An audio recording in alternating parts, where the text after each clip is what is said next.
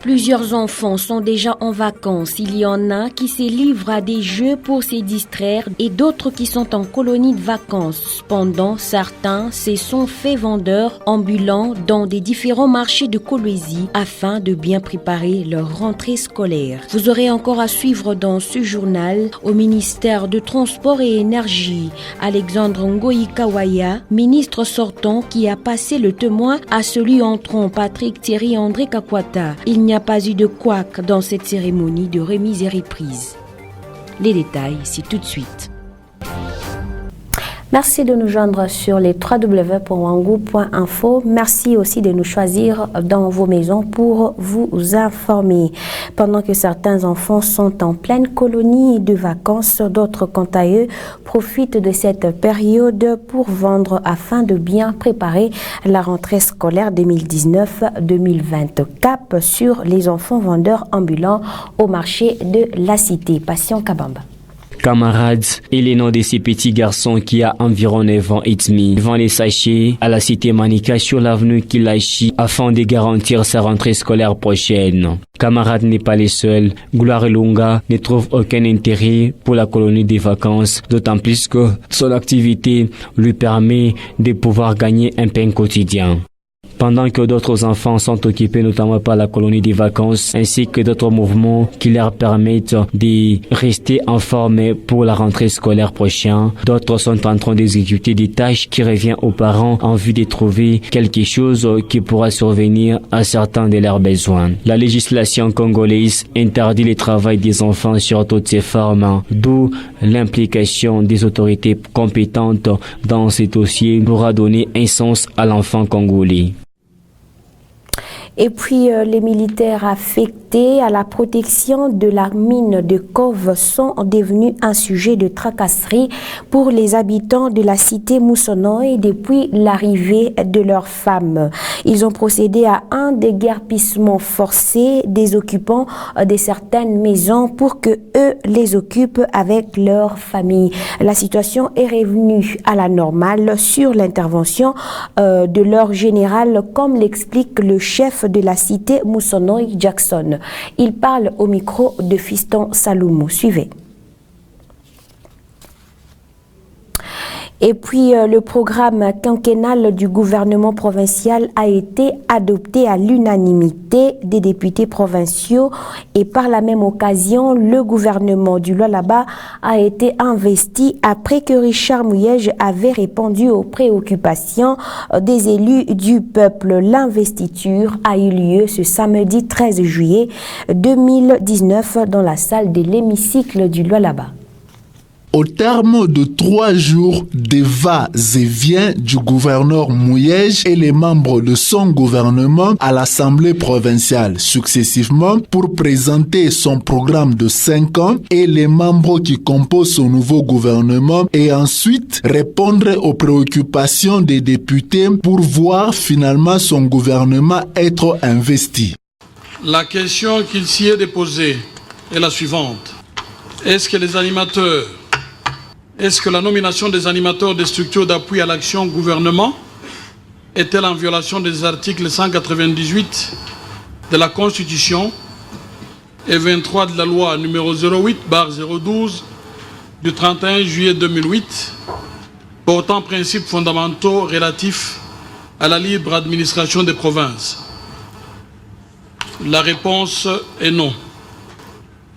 Après que les questions des honorables députés aient trouvé satisfaction dans les réponses du gouverneur, le programme a été adopté à l'unanimité et au même moment, le gouvernement aussi a été investi par les députés au fin d'améliorer le dit programme, attendu que l'approbation de ces programmes consacre ipso facto l'investiture des ministres provinciaux, l'Assemblée donc adopte la motion dont la teneur suit.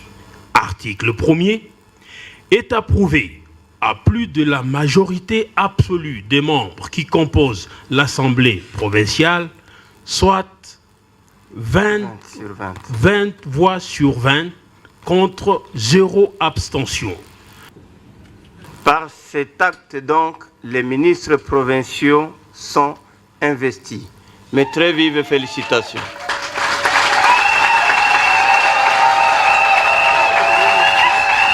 L'heure est au travail, vu que le gouvernement provincial a été investi et le programme adopté.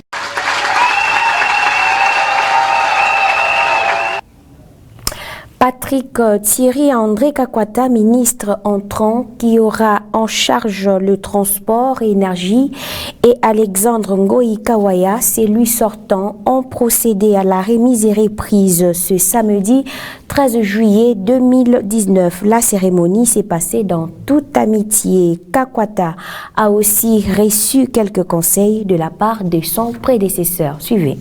C'est dans un climat amical et non hostile que se déroulait la cérémonie de remise et reprise au ministère du Transport et Énergie entre le ministre sortant Ngoï Kawaya Alexandre et celui entrant Kakwata Ngouza Patrick Thierry-André. Plus question de traîner le pas, l'heure est au travail. Après l'investiture du gouvernement provincial du Lualaba, ces deux derniers ont procédé directement à la remise et reprise. C'est par ces mots que Alexandre Kawaya a passé les témoins à son successeur.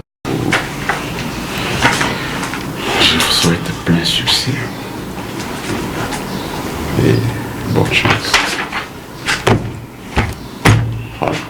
Kakwata, à son tour, n'a pas manqué de mots. C'est un réel plaisir pour moi, d'autant plus que vous avez été mon professeur. Vous m'avez appris. Et c'est ce jour que vous me passez le témoin. Mais où je vais et de quel ministère? Je vais au ministère de celui qui m'a donné une connaissance. Et qui, ce jour, devait être même fier de dire, je lui ai transmis la connaissance. Et son premier travail, au niveau de l'exécutif, je lui passe le témoin. Vous avez parlé de 40 ans dans la ville de Kolwezi. Mais moi, que vous avez vu naître dans cette ville de Kolwezi.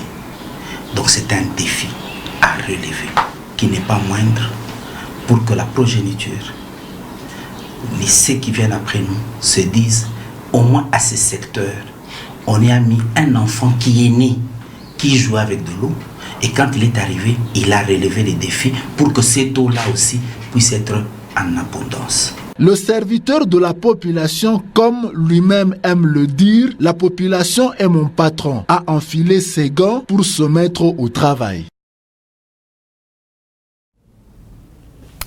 En dehors du Lualaba, les élèves finalistes du secondaire des villages Botoulou et Bokama au sud Ubangui ont vu les frais de participation à l'examen d'édition, à l'examen d'État édition 2018-2019 revus à la hausse. L'arrêté a été signé par le gouverneur de la province du sud Ubangui. Les raisons de cette hausse seraient liées à la particularité de l'édition 2018-2019. Suivez.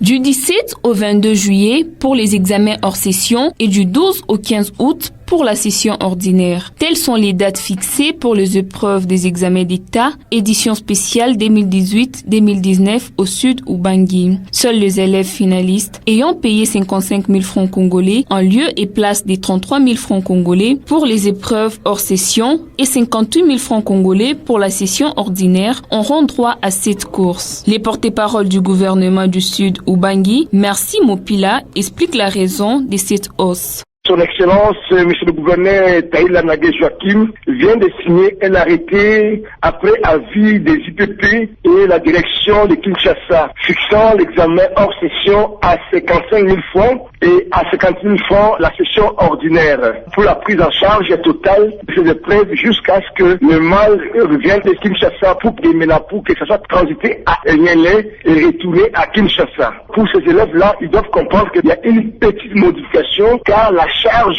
est comme au gouvernement provincial, c'est une session extraordinaire et spéciale. Tout ce qui est spécial a sa particularité. Voilà pourquoi je demande aux parents de nous comprendre et de comprendre le gouvernement national parce que nous sommes devant un fait accompli et nous visons tous l'intérêt des enfants. Et nous voulons à ce que non, les enfants puissent passer cet examen, enfin que non, ils puissent réussir et puis aller à l'université étudier pour l'intérêt de notre province. Pour rappel, ces épreuves avaient été décalées à cause des conflits et de l'épidémie d'Ebola dans ces deux localités. Retrouvez toutes nos éditions sur www.wangu.info. Dominique Ngombe a réalisé ce journal. Merci à vous de l'avoir suivi. Au revoir.